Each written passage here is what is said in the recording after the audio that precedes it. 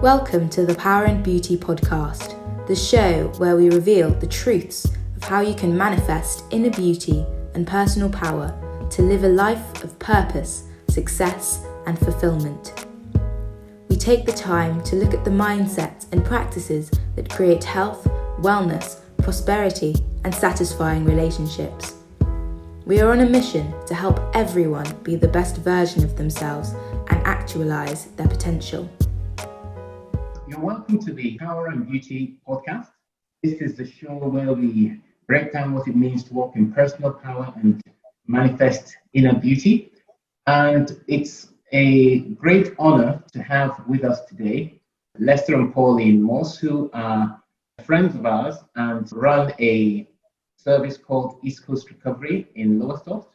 And this is a service that provides recovery and rehabilitation services for people with addiction problems. So it's going to be a really interesting episode, and I'm going to share with us a whole realm of what they've been doing over the years, and that's really going to be great and insightful. Welcome, Lester and Pauline.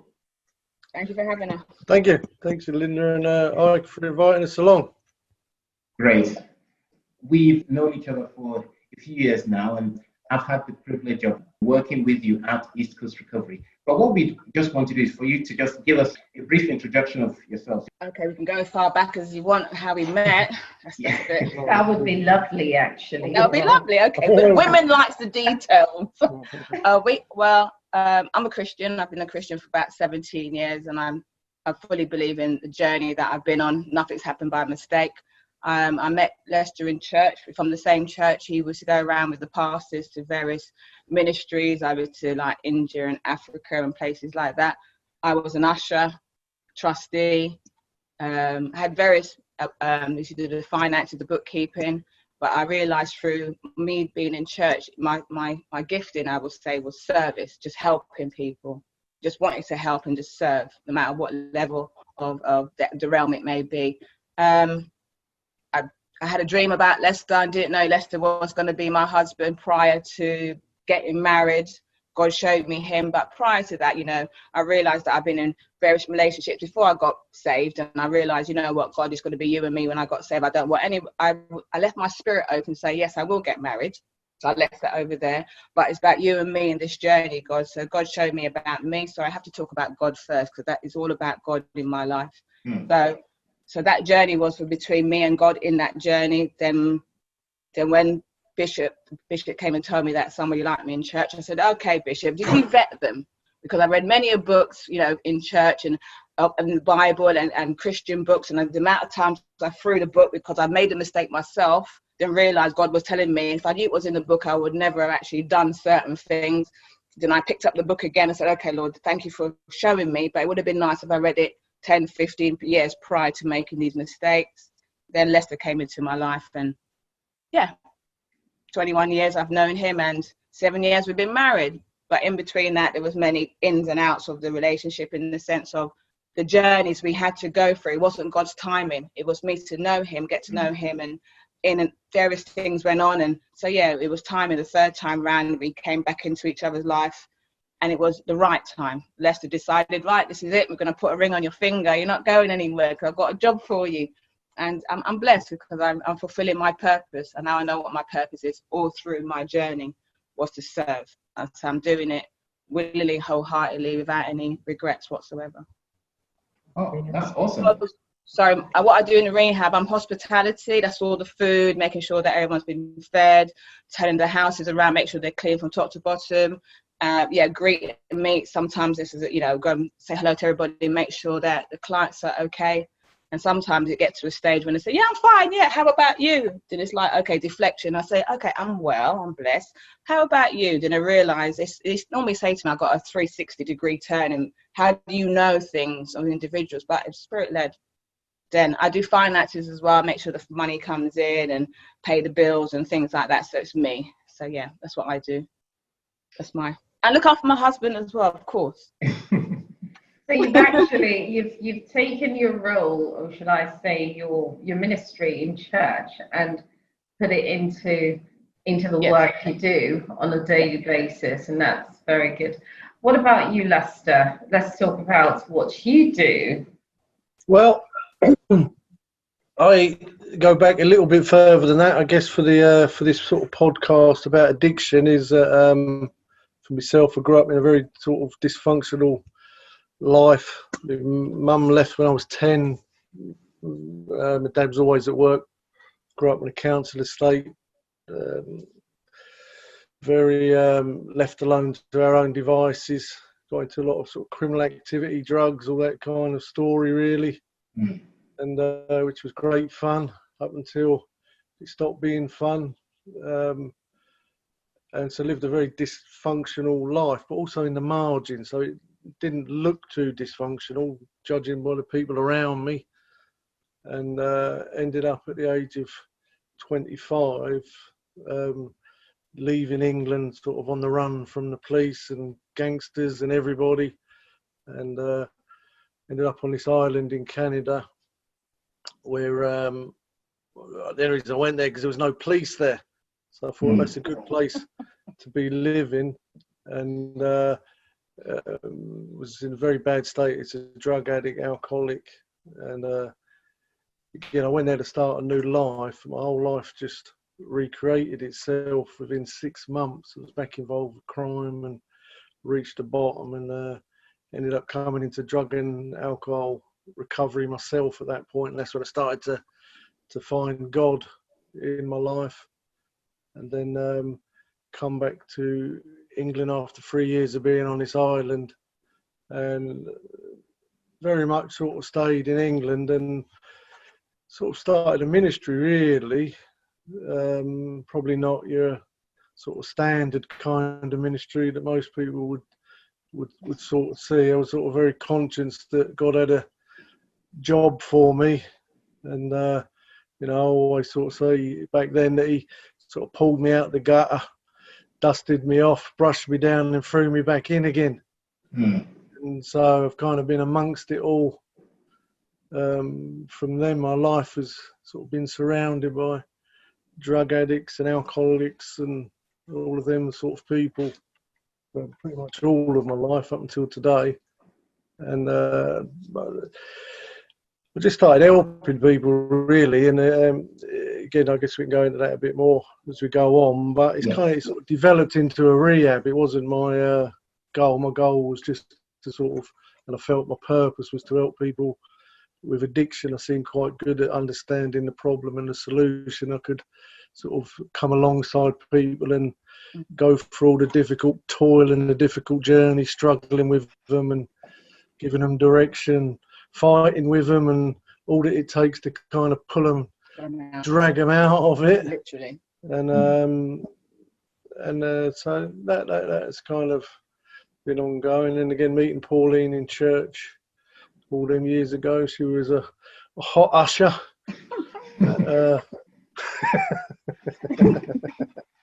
That took my eyes off the Lord for a little while.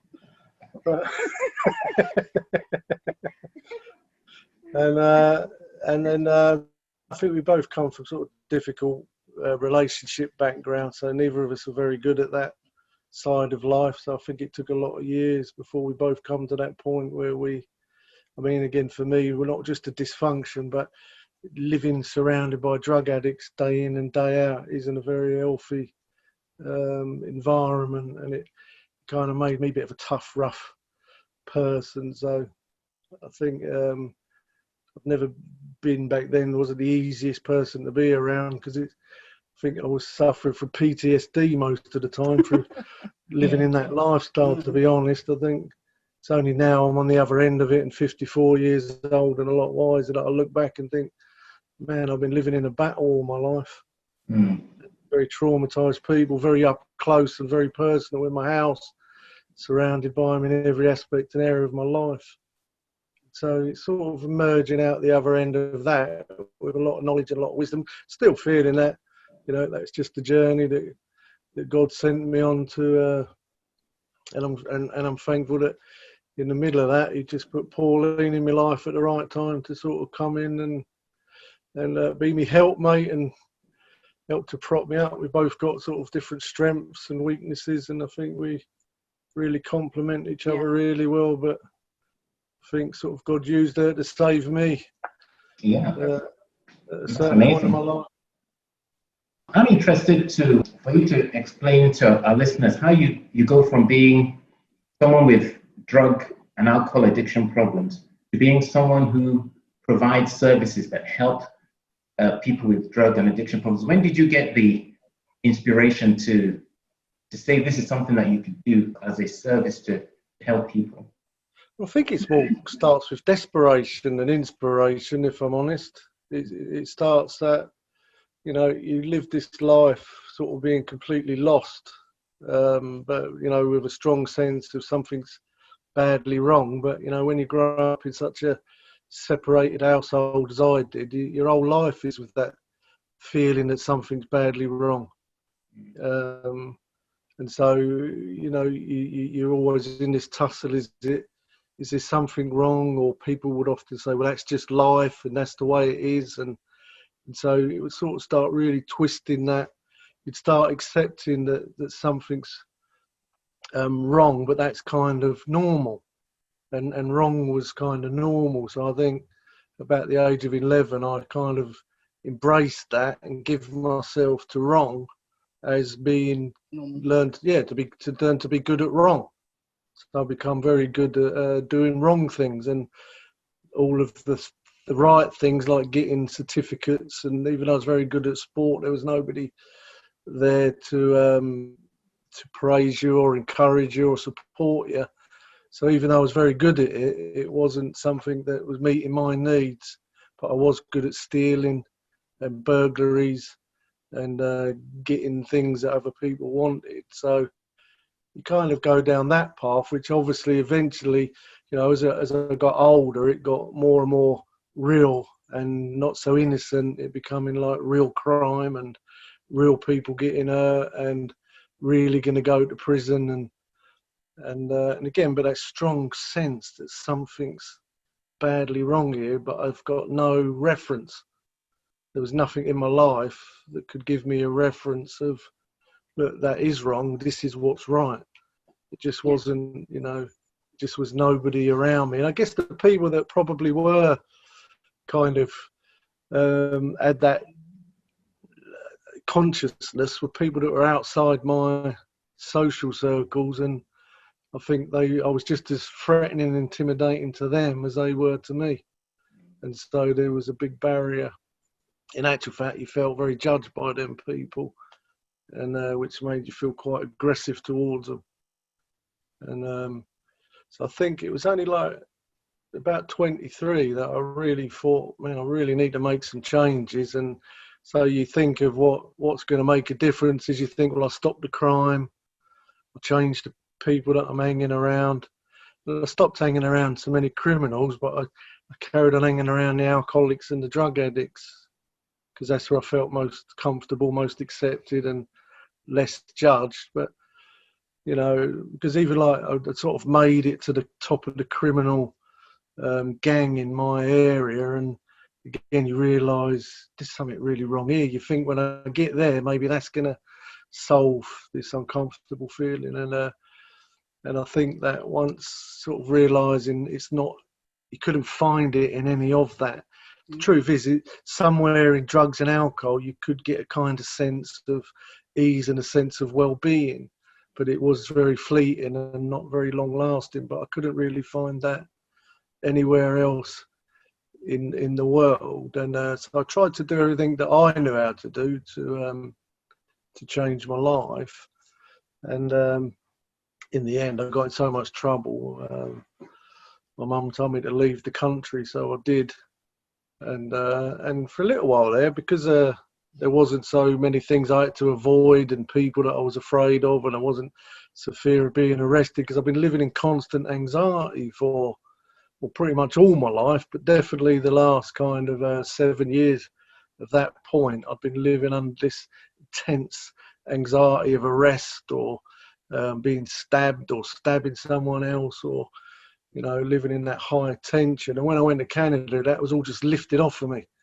And And again, I first concluded that the world, it was England's fault, it was my parents' fault, it was, you know, the criminals' fault, it was everybody's fault. But within 6 months, I just reproduced my life, and everything that was happening again. And then I ended up reaching this rock bottom in my life where I kind of had this massive sense that I could see the problem was in me.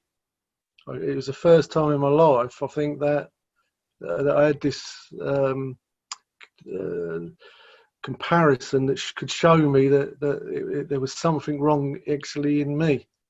And then I concluded that there's only a little bit of goodness left in me, and that I should use it to kill myself. And it made me feel quite emotional. It takes me back to being that lost 25-year-old man or boy, completely lost, and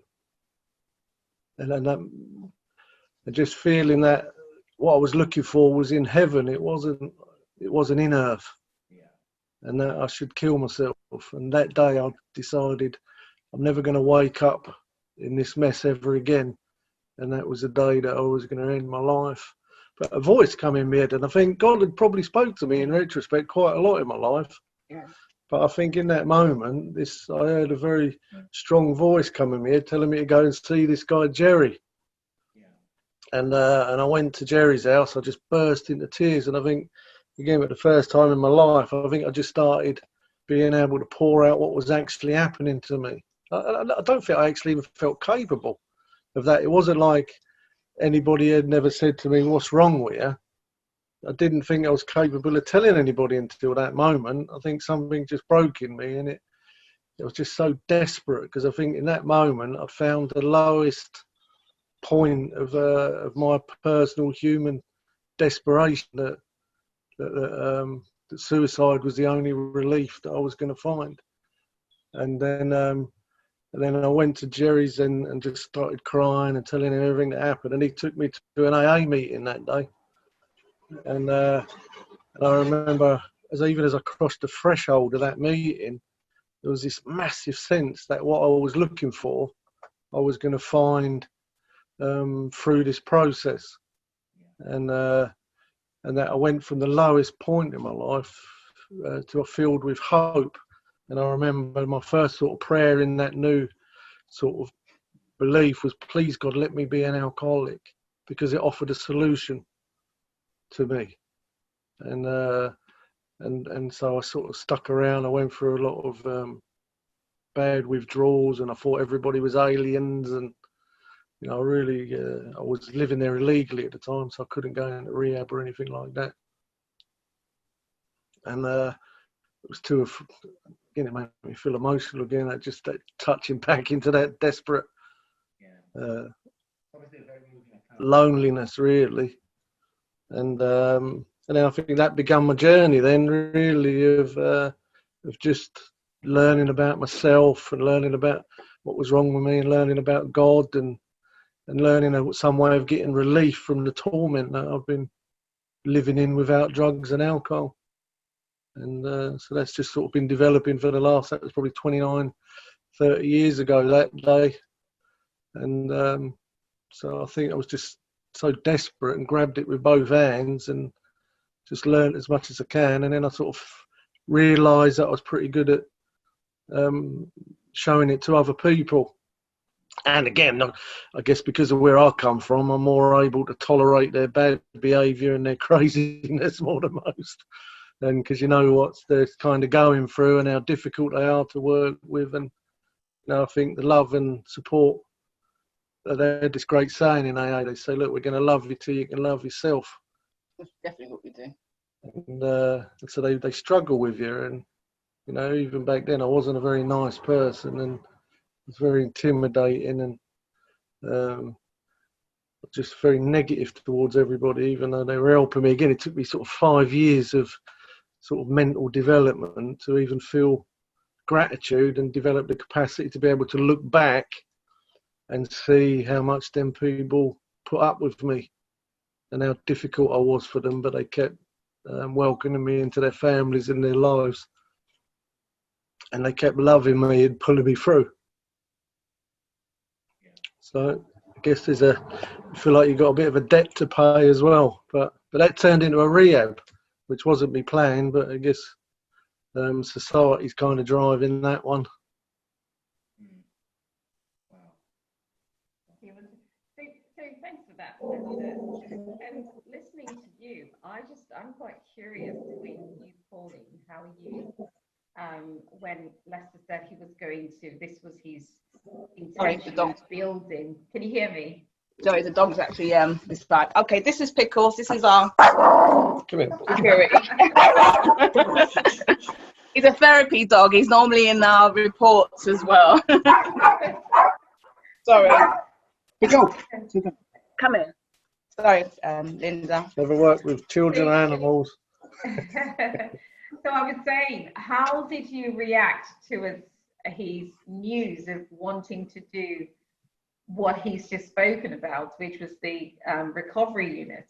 When he said to you this was what he was thinking, how did you react to that news, and what were your thoughts? It wasn't even news or thoughts. That was his purpose. I'm being in church and going for my own personal journey. So when God was dealing with Lester over this side, God was dealing with me over this side, until he brought us together as one. So as Lester always says, I came from a middle class background, had mum and dad. Mum and dad grew up. I went on holidays, twice a year.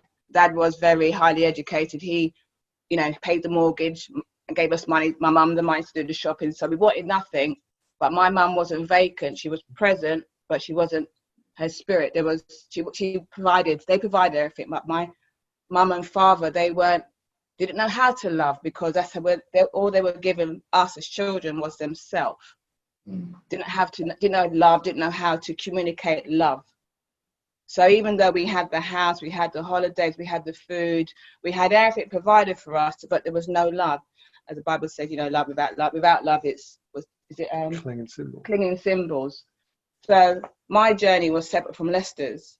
So going through what I was going through, I was, as Lester rightly said, I was at a point myself in my own journey, the church. I have to talk about church. That's all I know. That's what got me to where I am now. Is going through my own personal journey, and I didn't trust nobody. And God was showing me, giving me revelations about other people through prayer and suffocation and whatever. But he showed me certain things, and afterwards he started to show me about me. Then I realized this is God. This is after I got saved. But I wanted to commit suicide myself. But a friend of ours who back then was in the world, was a DJ, doing parties and whatever, he became a pastor. But he's a very good family friend of ours, and he invited me one day to church. But that was the day I was actually going to commit suicide myself. And there was a pastor that came there, and he was a prophet. And he said, does anybody want prayer? And for me, I thought, okay, I'm going to go and get prayer. There must be something in this prayer, because I always believed there was something out there. Growing up as children, there's 4 of us growing up as siblings. We all church, go and put money into the offering box and light a candle. So I always knew there was something out there, but I didn't have a relationship. So when the pastor said come up for prayer, I just went back to my childhood, go up and give him a prayer.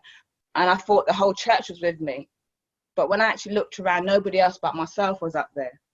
And so when the pastor was going to talk, he moved the mic. He actually moved the mic from his mouth.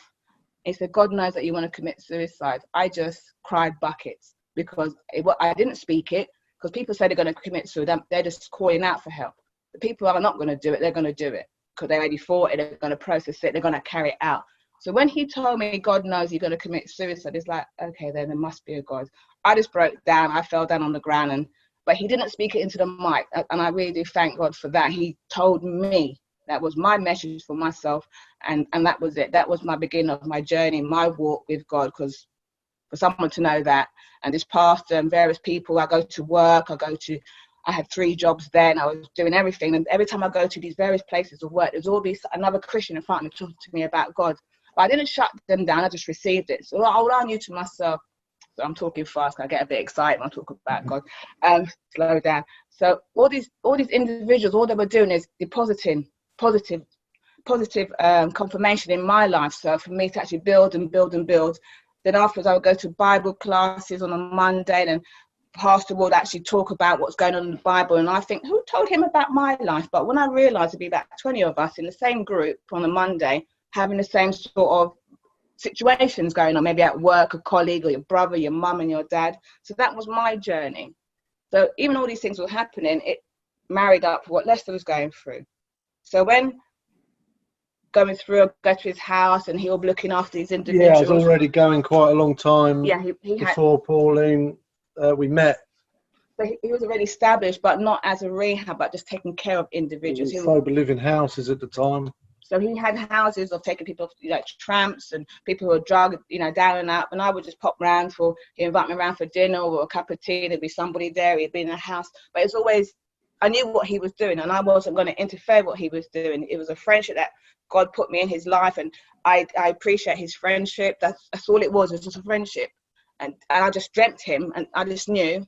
But I remember one time at church that, they talked about marriage and things like that. And they talked about if you got a ring on your marriage or finger, you should take it off because you're stopping your blessing. I took my ring off because I said, I already knew in my heart I was going to get married.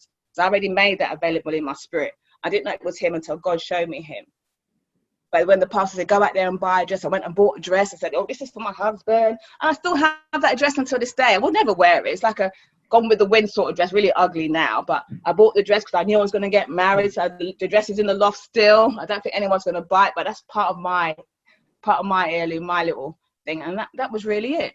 Really. So Lester's journey, he just married up. Whatever I did and what happened in my life sort of like complemented Lester, because my journey, my personal testimonies, I could actually see it in the clients when they come in.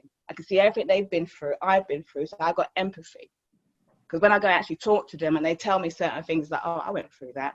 Okay, I could tick that box. So I can see where they're coming from. I can actually talk to them and encourage them, because if God saved me and brought me through the other end, there is definitely hope for you. He did it for me, and that is for you. So I'm going to share it with you. I'm going to definitely share it with you. And that's what it is.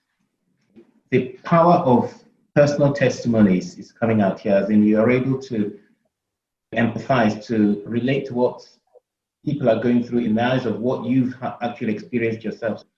That's really powerful. You mentioned that Lester had started a service which he didn't call a service at the time, but you were helping people, you were supporting them. So when did you actually say, okay, let me formally register this as a charity or a business?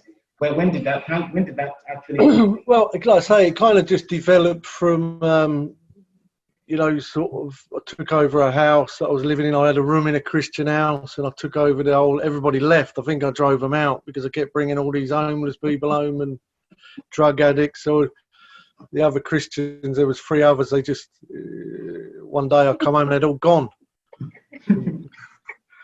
So I thought it was a coincidence, but in hindsight, I think I drove them out. And but again, it was kind of funny because in my stomach, and again, the Christian terminology back then used to get on my nerves, but they used to say this thing like birthing a vision. And I didn't put 2 and 2 together, but I did have this kind of feeling deep in my stomach that I was supposed to get out and look after people. And that day they all left, I was actually thinking about moving and trying to actually down to Great Yarmouth, because I see a house down there that was like 36,000 that was needed doing up, which I was a builder, so I could do it up. And so I was thinking doing that. So when they left, it was kind of a bit of a miraculous moment that they'd all left, because then I just felt God wanted me to stay in the area. And I thought, well, I'll have to phone the landlord up and see if he'll let me take over the whole house. In my mind, it was like, oh, he's never going to do that. He's never going to let you take over the whole house. He only rents 1 room at a time. So I phoned him up and he said, of course, I don't care as long as you pay me my deposit. And in that moment, it was like, I just felt this, it was like giving birth. It was like this energy just come out my stomach and flooded around this house. From that day to this, any people that come in our project always say, what's that feeling? It feels really nice. And it's that feeling. I think it was the spirit. Yeah. And then I thought, God, how am I going to pay for this? And then there was a knock on the door, and there's this guy with all this blood coming out of his head, and he went, have you got a room? I went, yep. And then this lady phoned up and said, I've got to throw my daughter out because she's on drugs and I can't stand it anymore. Do you know anyone with a room? I said, I've got a room. And so it just kind of went on like that. And then the landlord, we'd done the house up because I like to keep everybody busy. And he said, I've got another house down the road. Do you want to take that over? So I said, yeah, all right. And within a very short space of time, I had 3 houses in that road, which were 12 rooms. And I even ended up buying one, so we had 4 houses. And I was pretty much just sort of not even thinking like that we're a project or anything like that. But that kind of went on for 9 years. And then one day all the social services and police and everybody knocked on my door and said, what are you doing? Wow. And I'm like, well, you're nothing. I'm just a builder helping people. And anyway, they had a meeting and decided that I was breaking loads of laws, and if I carried on, I could get 14 years in prison, they said. Wow. And I was like, so what you're saying is if I step over a drug addict outside my front door and I don't help him, there's no law against that. Wow. But if I bring him in and help him, there's loads of laws, and they're like so many you wouldn't believe. I said, there's a crack house down the street. They're all doing crack. You're not going down there telling them they've got to check their fridge temperatures, are you? And anyway, no matter how much and again, I'm not the most academic person. Like I said, at 25, I couldn't even read and write. That's something I learned as I come into recovery. So, and I'm not really great at dealing with social workers and policy procedures and professional people. And, you know, I don't kind of have that. Well, I certainly didn't then have that kind of a mind. And so that kind of led through, again, quite a bit of a story, but where I thought I've either got to do this in the way they want, or I'm just going to get more and more trouble. So I decided then I'm going to commit myself to doing what they want. I didn't know what they wanted, and what I thought they wanted was quite overwhelming, but I think God spared me, because it turned out it was about 10 times more than I could possibly imagine, and I'm still trying to do what they want. Yeah. And one of the questions of what do you dislike the most is probably that, but I'll save that to the end. But it really challenged me, that, and then that's what started to the ball rolling of, you know, this constantly being pushed into building a rehab, really, which again is it's not something I want to do. I don't want to do that anymore. Not in that way. I don't want to use. You know, I'm being drawn more and more into the world, and I don't like it, and I don't want to do it anymore. But we've got a fabulous rehab. It's a really great place. It helps a lot of people.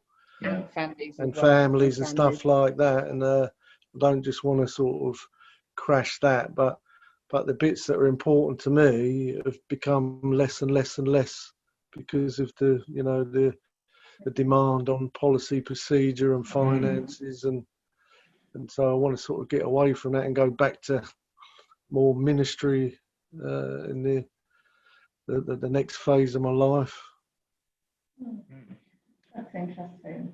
No, I find it quite interesting when individuals are trying to help, and then you have policymakers, whatever roles they are, who almost frustrate what it is you're trying to do. But it's also amazing. Your story is actually amazing in the sense that you persevered and you continued with what you had to do, because a lot of people would have said, you know what, I don't want to get in trouble with the law. I just don't need the stress. I'm out. And more people will suffer in that regard. So, you know, it's really overcoming the challenges you've just talked about then and over the years. So we go into your client, your typical client. What I'd like to ask you is how or what a typical client is like, and what they can expect to receive from you when they show up. Well, I think the typical sort of client is difficult. I mean, because what you sort of notice is everybody is different, but where addiction's concerned, they're pretty much all the same, which is again why I could think it is a mental condition or an illness. But people that usually end up coming to us, they've obviously completely reached their bottom, whatever level that is. It doesn't always have to be as bad as being a prostitute on the streets and that kind of thing. You know, for some people, it's like they can't make it to work anymore. You know, there's different levels of bottom, and you know, it's that people that have come from different sort of sections of societies have a lot of different issues. But when they come to us, they're usually kind of in that desperate place. They've tried everything else. You know, nothing's worked. You know, they've done all the promises. The family have tried everything they can to try and get them to stop or get them back on track. And I think that's probably is one of the key things, actual fact, is that everybody's kind of had enough of them, and they've had enough of themselves. Yeah. I think that's the moment when they change. If everybody's not had enough of them, but they just bring them there because it's a logical thing to do, they usually have another go. It's usually that everybody's just really like myself. I think at 25, from the age of 23, I was genuinely looking for. I see there was a problem. I didn't understand the problem, but in a sense, when I found that problem and the solution in one place, then that was something to grab hold of. So, I say this to people. Say, look, I said, it's our job to give you a life-changing experience. You obviously want to change your life. And so that's our job. Our job is to give people that are in a very desperate place, highly addicted, and can't see a life beyond their addiction, to say, look, we know how we can give you a new life. Yeah. We can help change your life and get you to where you want to be. But in order to do that, we need to change your mind. And so we help people to change their mind, because they're not capable of that without the programs that we offer and the support that we offer. That's very important for people that don't understand addiction, is that the people, when they come to us, they really have no choice. It's our job to help them find that power of choice. And again, that's got to be the foundation that they have to choose to not want to do that. But that's not always in their constitution. A lot of them are constitutionally incapable of doing that. It's kind of like the basis of addiction is that people that are not addicts, they can just choose not to do something, and that seems to be in them. But with people that have addiction, it's not in them, and they don't have it. And it's our job to help manually build that into them. And that's where we tend to start at that point, to say, you know, there's a problem that centers in your mind. Let's focus on that. Let's get you to agree that this thought process is actually a disease or a mental condition. Let's remove that from you and give you the power of choice back. But that means we've got to build it in manually. It's not there naturally. Yeah. Thank you for that. Great. I know one of your mantras or slogans is recovery is possible. So in many ways, it's like infusing hope and a sense of possibility into people's lives. But I've been working with the service for a few years now, and we at times see people who come into the service and unfortunately don't make the changes. So what do you see as the main impediments to recovery, the things that actually prevent people from going through that process of change and transformation? Well, I think society is a big problem, because I think the key element is environment, and I think that's kind of what we offer, is a very strong environment, because it takes a strong environment to develop neural network. Unless you can sit and dream strong, you can build a new neural network just by dreaming, if you know what you're dreaming about. But apart from that, you need a strong environment to build new neural pathways that certainly hold ideas. So, we have a thing that we call recovery, and it's a thing that that needs to be transmitted from one mind to another. So the environment is the key element to that. Now, it can be a difficult environment for some people to stay in, depending, because we say the root of the problem is this self. Yeah. So if somebody's got a very uncomfortable, hurt self, then they're going to want to avoid that. I mean, I think most people do. I mean, I find that because over the years, I've sort of become a self-buster. And so I can make people that have got self issues just feel very uncomfortable, just sort of spending time with them. If you sort of become friends with me, then you're probably going to have a good look at yourself at some point, and it's like a naturally occurring thing. It's like any relationship. It's like the longer you're together, the more you look at the other person, but the more you have to look at yourself. It's a naturally occurring thing, and you're going to come to different challenges along that path, depending what's already in yourself from your childhood. So I find people that really struggle with themselves, then it's too easy for them to leave that environment. And therefore, I think that the overall solution to increase addiction treatment and effectiveness is that society starts understanding how the human brain works, that it needs a good, healthy environment if you want it to be healthy. If you want somebody to learn plumbing, then they're going to need to go to plumbing college. They're probably not just going to pick it up wandering around the streets. So we need to keep them, so good, strong, healthy interventions across the board can create a really strong society, especially with people with addiction, because they are meeting the same people.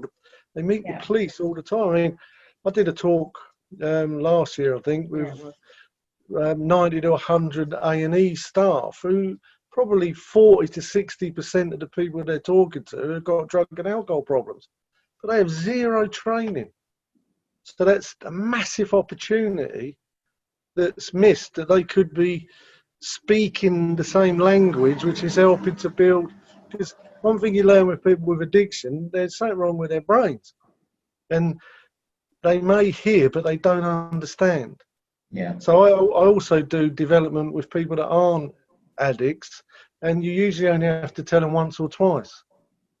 But people with addiction, it's like 100 to 1,000 times they need to be told before it develops the network. So if the police and doctors and nurses, if we were all saying the same thing that supports recovery, then that person's brain would develop a lot quicker and a light bulb would go on. And I think that's a massive missed opportunity. But that probably applies to everything because it's the human brain, isn't it? Yeah. From that note then, how would you differentiate between a successful recovery and one that you may feel, okay, this has not completely worked out? What is when do you say to each other, this is a success story? They pay tax. Well, I think the thing is, because obviously people are different, but I think what we know is that from our point of view, again, external things are important, that they start taking personal responsibility. That if they're a father, they realise that that's a great responsibility. They develop in their fathering skills or mothering skills, or they start employment and they stop being so dependent and start becoming more independent. They start, there's evidence that there is an internal power growing in them. They do, and again, we have a healthy, the interdependence. We do depend on each other, but not in a codependent kind of way. But for me personally, you can kind of tell that they start, because recovery is a mind renewal. So at different ages, we're looking for different consciousnesses. Yeah. That they're becoming conscious of different levels of themselves. And then they're moving in the right direction to developing a stronger self-confidence, stronger understanding, and a less, they become just less dependent. That's right. And it shows out in their life by the fact that they're developing more capacity to live a life that's more in accordance with what they'd want for themselves and for their families. And they become, the main thing for me is that they become less selfish people. That's a great sign. Okay. Yeah. Right. Okay. So, Pauline, maybe could you shed some light as to, the nature of the atmosphere that exists at, ECR? When people come into the place, what strikes them, and how do they acclimatize to the environment, and what can you how can you describe the processes that are occurring between the time when they arrive? Because I know initially when most of the clients arrive, a lot of them need to have some kind of detox program in which they're on medication to get themselves physiologically off the opiates or the alcohol. But then after that, what's going on in the in the expectations and the process? How does it actually happen in terms of the sessions and the interactions? I think for us, because majority of the staff, about I think 95% are in recovery themselves. They actually came through East Coast Recovery, and as they become clients, they become like volunteers. And a lot of volunteers, they want to give back, and through that peer mentoring, a lot of peer mentoring and a lot of, and they're giving back for themselves. What happens is, as Lester rightly said, when they realise stop being selfish, they start opening up to being loved, and the love they got from us originally as a client and a volunteer and a peer and a member of staff, they're giving back. They've actually opened up and allowing God in. So through that, one of the main things is that when somebody comes to us, as Lester rightly said, the spirit that is within us from the houses that we had in Watford, now we have up here, is love. God is love. So when anyone comes to the projects, the centre or the house, they feel a presence. And the main thing is care. And if you don't care, you can't look after somebody. Because if I'm going to send my loved one, mum, dad, sister, brother, whoever it may be, because I care and I'm going to support them, they want to know that they're going to be safe. And the main thing, they're going to feel something, and that what they're feeling is we care. And it's all about the approach, and the staff actually want to care. And the more troubled or the more frightened that individual may be, the more support they're going to get, because we know we can actually sense that this person really wants it and don't know how to receive it. And so the more difficult you may think you are, is the more care we're going to give, because we know there's a breakthrough there. We can sense it, we see it, we can actually identify. I'm not in recovery myself, but I come from a church background. I had my own issues, my own suffering, my own turmoil, my own fight. But now I've got my own victory. So I want to give that to them as well. Hope. Yeah.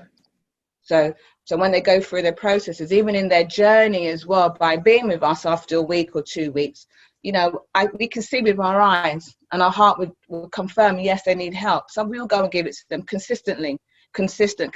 And when they actually receive it, it's like, okay, even though I'm being a bit disruptive and whatever, these people still care. So that means, I'm going to be vulnerable enough to be honest and open because they care. I'm going to let them into me. And when they allow us to go into them, to talk to them about recovery, then they will actually receive it and they say, okay, yeah, it does work. And then the barriers come down, then we can actually walk together. It's all about walking with them and being their mirror, but not just being their mirror and say, yeah, you can do this by doing the steps together and walking through them. And as they go through and they do leave, even though we've left physically, we haven't left because we're at the end of the phone. We always say, call us. And even still, we get people sending pictures of like cars and fridges. It might seem simple and not like nothing. It's a big thing, because that normally back in the days, they will spend that money for that fridge on drugs and alcohol and not feeding their family and their friends. Yeah. you know, as well, when they leave, you know, they got their mum, their dad, their children back, they've got a job. So it's that consistent care. And we're always on the end of the phone through Facebook, whatever it is, consistent care. Love, love, love, love, love. We're not there to judge, it's just to give back. Give back. Thank you for that. So, Pauline, I'm going to ask you this question. How have you found working together as a couple? I love my husband. He's a good man. So I might start now because he's a good man. Sorry. He's a good man. Sorry. He's a very good man. He's very caring, very selfless. Very selfless. He's like, what? So I'm laughing. When he met me, I like lobster and champagne. Sorry, don't record this. This is because I'm not in recovery. But I had a house and I had a flat in London, so everything was mortgages. So my little treat to myself before I pay the mortgage and pay all these bills was a glass of champagne and a little lobster. It wasn't much. £50 was my little treat every month. So then after the bills can get paid, that made me happy. So my husband would go for the small. He didn't want for nothing. He doesn't want for nothing. But I make sure that he is happy. If he's happy, I'm happy. Oh, that's good. So in a nutshell, you work well together. We work together. When he gets upset, I laugh at him. In other words, get out of self. Because I know to myself, even like I said to myself, you know what, I just want to be wherever. I know we're all going to leave this earth at one day, but I'm saying, God, let me just be a witness. When he comes through and has that meeting with you, can I just be there? Because all the times I've been laughing at him when he gets upset or whatever, I know it's you laughing at him. So I just want to be that witness because he's a very good man. And I just support the vision because even, you know, when I was, you know, back in the days in church, whatever, I said to myself, Lord, I'm going to honor you, but the husband or the person I'm going to be with has to be a man of God. Has to be a man of God with a whole heart for your purpose. And I have him. Oh, that's awesome. And I honor him. That's awesome. So Lester, so how about you? No, we don't have. Sorry, we don't have short stories. You might need another hour. Sorry. No. Sorry, what was that? I was going to say. I mean, you know, working with Pauline in the same project. I mean, obviously, there are lots and lots of advantages and disadvantages. I mean, would you want to just share? There isn't no disadvantages. No disadvantages. I think it's tougher for Pauline than me, to tell the truth. But I think I don't know, because we don't. Nobody knows that we're husband and wife until somebody says it. I think for myself, because it's always, even though it is like a business, to me it's always more like a ministry and a project. Yes. So it's not kind of like going to work in that sense. It's just, it is like Linda says, it's all more an extension of our family life, really. Where, you know, so I think because of the nature of what we do, that there is this element of care and being polite and pleasant and how you feel. And, you know, I think because we have the luxury of that, so hopefully I think all of our staff are probably, they're in a therapeutic community, which is what we are. Yeah. So I think, you know, so we're always in this therapeutic process, all of us. And so, yeah, I don't know what I think the advantages are of, yeah, it's just nice to be with my wife and dog all day. Yeah. And the disadvantages are when you come home at night is you have to stop talking about work. Yeah. And we don't. Yeah. And in the morning, before you've done sort of meditation, we don't sort of talk about work, because I think again you need that time. That's probably the main disadvantage, I think, is that you've got to draw a line. Yes. When you're at home, that we're just at home. Okay. Right. So the obviously we've in 2020 we've been having to reckon with this thing called COVID-19, and I know that the service was shut for some months. So could you just explain to our listeners, you know, some of the changes you've had to make in the light of the coronavirus pandemic, and what you see as the future for ECR moving forward, and you know, dealing with these kind of situations? Yeah, well, I think the testing kind of allowed us to open up again. That sort of give us a little bit more, made it a more manageable risk at least for me. But we lost 40% of our capacity. So we've really had to remodel. We're just looking now about, the when the government stopped the furlough, where we're going to be with some staff. I mean, lucky enough, we've got a staff that's leaving to go and train as a nurse, which again is one of the great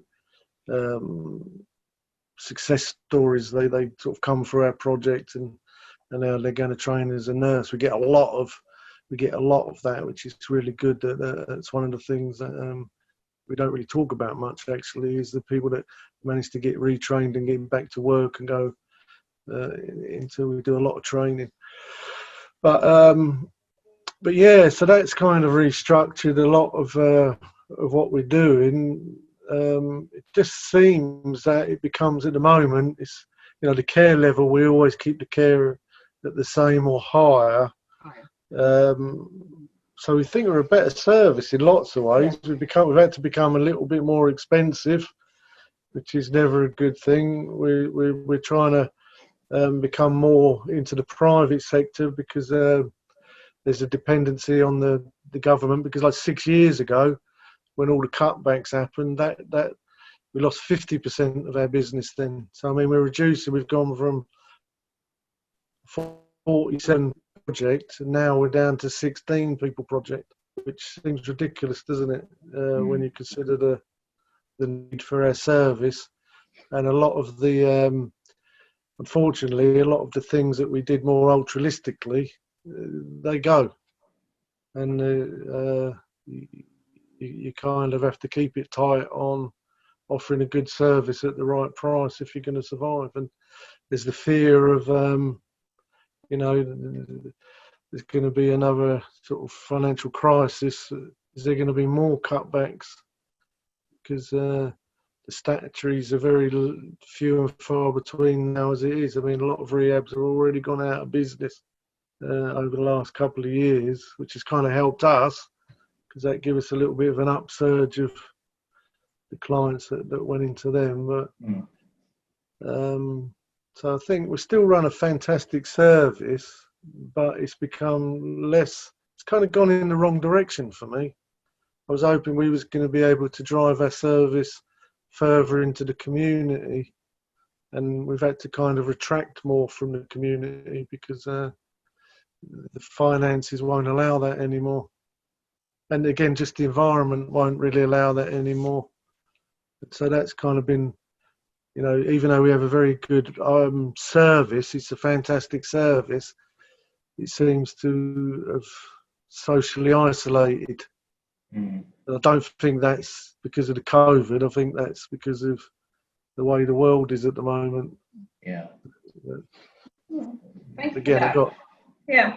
So if people want to find out more about you and your service, can you just tell us how they can contact you? So I'm really asking your contact details, links to websites and social media, and so on and so forth. Question is, how would people find out more about you and your service? Yeah, well, we have a wonderful website that contains a lot of information. That is at eastcoastrecovery.co.uk, or you can just put East Coast Recovery Lowestoft in the search engine.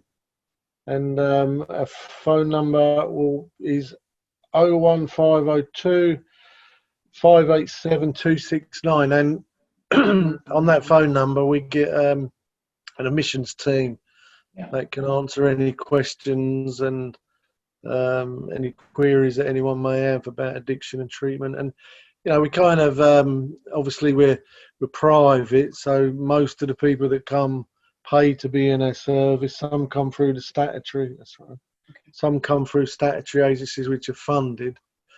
But we try and signpost everybody that contacts us into some services in whatever area they're in that may be able to assist them or help them, or even if our rehab does, if they come outside the spectrum of who we can help, our team are always finding them somewhere else that suits their needs. Okay. Okay. And are we correct to say that you cater from all over the country?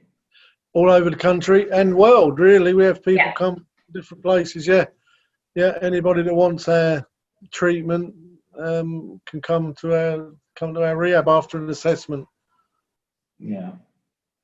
I mean, what I will say is that I've just found it an absolute honor and privilege to be working with East Coast Recovery, because I can see the massive commitment to excellence and the love and the care that's provided. I mean, it's as Pauline said, a lot of the people who work in the service have been through recovery, so there's an empathy and a natural sense of, we can help you to actually become who you actually were meant to be, and that's absolutely awesome. So I'll just say that I'll to encourage as a massive encouragement to what you guys are doing, and we obviously keep on believing that things will press forward, and I'm sure that as more people know about your service, that there are obviously doors of opportunity that are coming, and that sounds really exciting. Yeah. Okay, so this is my favourite bit: rapid fire questions and answers for both of you. Pauline, how would you define yourself in 3 words? An encourager, a woman of God, and don't give up. Okay. Lester, what about you? I like to think of myself, this is probably not what other people would say, as like honest,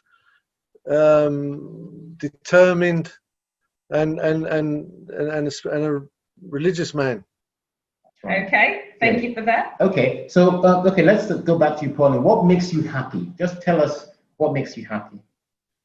Seeing everybody being happy. I don't like seeing when they're sick and suffering, especially like for family members. If I know that everything's at reach for them, you should just believe they can have it.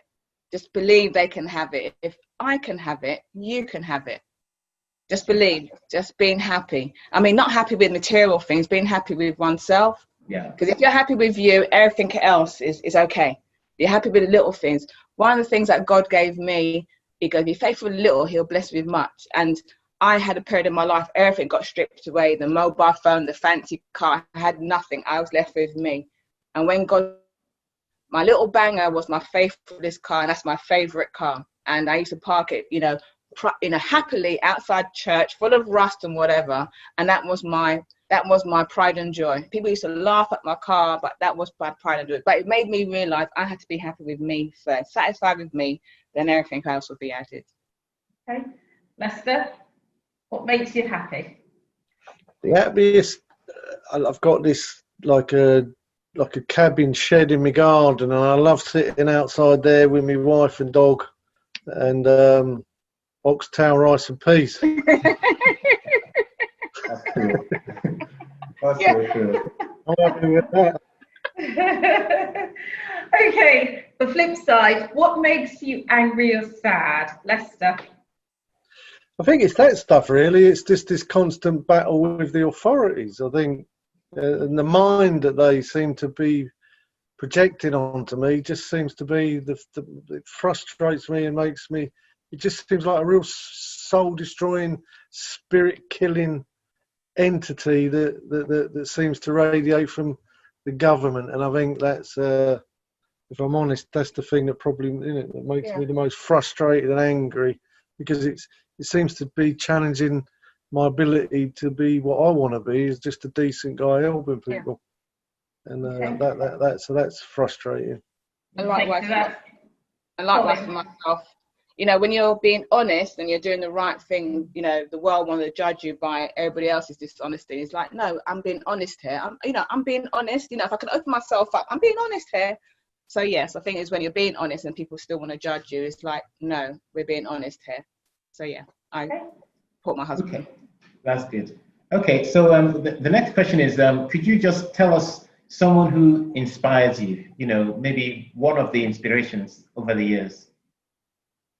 For me was my father, actually, coming from the Caribbean, and he, as you know, growing up, he didn't know his dad sort of like abandoned him, and he, as he couldn't read and write, and he taught himself, very highly educated. He's no longer with us, but he's very highly educated. He came over here and he made sure he educated himself. He was an engineer, and he got headhunted to do contract work, and he provided. We had a massive house. We were treated like middle class. We wanted for nothing, but he just inspired me in the sense that anything is possible.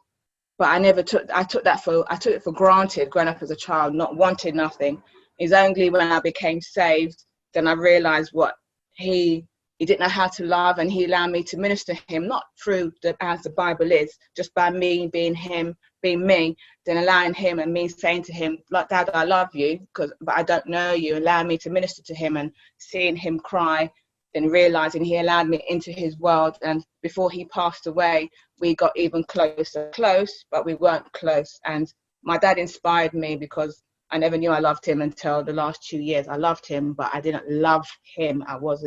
He allowed me into his life, and we shared, and we even got closer. So my dad is my inspiration. For the fact is he's done, he did, and I pray that I carry on what he has done, and for my other brothers and sisters. That makes it, yeah. So my father. Okay, thank you. Lester? I think if there's a sort of person, there's lots of people. I don't know if I could pick one out, but I think I always feel inspired when I'm thinking of Christ, but or anybody. I think I'm just thinking what inspires me is anybody that you watch doing a selfless act, even if it's small. Or I think I always feel massively inspired when people are selfless. Yeah. Okay. That's good. That's good. Thank you. Okay. The next question is just to give us an insight. I don't know whether you're a big TV or musical people. What's your favorite TV show or musical or kind of that kind of entertainment? What kind of thing do you like? Star Trek is my favourite television. I'm a Trekkie, and musicals. I've found I enjoy the last end bit. When everybody stops clapping most. Go on. My favourite is Columbo, sorry enough. I love a Columbo. I think it's quite great for my mum because she still watches it now, bless her. I'm a Columbo fan. Sunday from morning till afternoon, cooking the dinner. And in between that, I do church stuff. So church, Columbo, and music, gospel, bit of soul and R&B. So yeah. Good. I love Pauline likes musicals. I like musicals, but he refuses. He put a ban on me to go to plays, so I have to wait. Yeah, he put a ban. Oh, really? I still do it. She's being a bit hard. If she wants to go, I'll go. He will go, but it's dragging. It's that last hour. It's that last hour becomes painful. Okay. Next one. Name one place. Pauline, this is for you. You would like to visit and why? One place. I don't think I have. Where would I like to go? You like the Caribbean? What are you talking about? St. Vincent? St. Vincent. I've got a friend, my long-time friend, and he goes every 3 months out of the year to St. Vincent because his family. But I've known and every year I'm trying to get there and I haven't got there yet. I was meant to go last year with my mum, but we didn't get there. So that's one of my next tick lists. But I like to go anywhere there's peace and quiet and good food. Yeah. That's good. I don't have any. Definitely. Yeah. Lester, what about you? I think thinking about that. I think Cuba is somewhere I think I'd like to go. I kind of like to experience that Cuban kind of vibe that you see and hear about. Yeah. Okay. Yeah, that sounds an interesting country as well. Yeah, that's good. Okay, so let's. I think I know what your answer to this is going to be, Lester. But how do you relax in your downtime? I like my garden and being quiet. I think because you spend so long around people, actually just doing a bit of gardening, sitting in my garden. I love listening to nature and like riding my mountain bike. I used to like walking, but it's getting a bit more difficult. I've got arthritis in my knees and my feet, and so I've started mountain bike riding. So that's been it gets me out there again. But that's kind of me. And watching films. Do like watching films and stuff on Netflix and YouTube. Hopefully we'll get back to that. We used to do date nights during the week when the staff were at work. We used to go to the pictures like on a Wednesday and a Thursday, have the whole cinema for ourselves, have a popcorn and whatever. That was our little thing back in the days, but world is taking over us. Yeah. So, and you were asking. I think yeah, Pauline, you said yours. Your Wednesday treat. Yeah. Yeah. Okay. What is your top wish or prayer for your country and the world, Lester? For me, I think it's just that I wish they would get their head around addiction. They sort of, in 2015, England started to kind of embrace recovery, but I don't think they really understood it. And I think they thought they did it, but I don't think they did. And so again, I think addiction's a treatable problem. Yeah. So for me, that's the main. If I probably had me one wish, it would be that they would really understand how to treat this massive problem that causes so much suffering in our society, and probably the same for the world. I think because I think when you understand addiction, you really do start understanding humanity. That's true. That's very true. Pauline, was that you? Same, likewise, but I think added to what Lester was saying is dysfunction in people's families, because come from my own personal background, not realising family members didn't know about love. That's the most important thing. They did their best, but knowing, it's harmed you, and you don't want it to carry on for the next generations, the next generations to come. So hopefully we can actually look at ourselves and say, you know what, I've got a problem. Let me try and heal from this, or recognize you've got a problem. Yeah. So the next generation doesn't repeat itself. And that's what I'm trying to do, to stop my brothers and my sisters, my nephews and my nieces not repeating the same things our parents have done.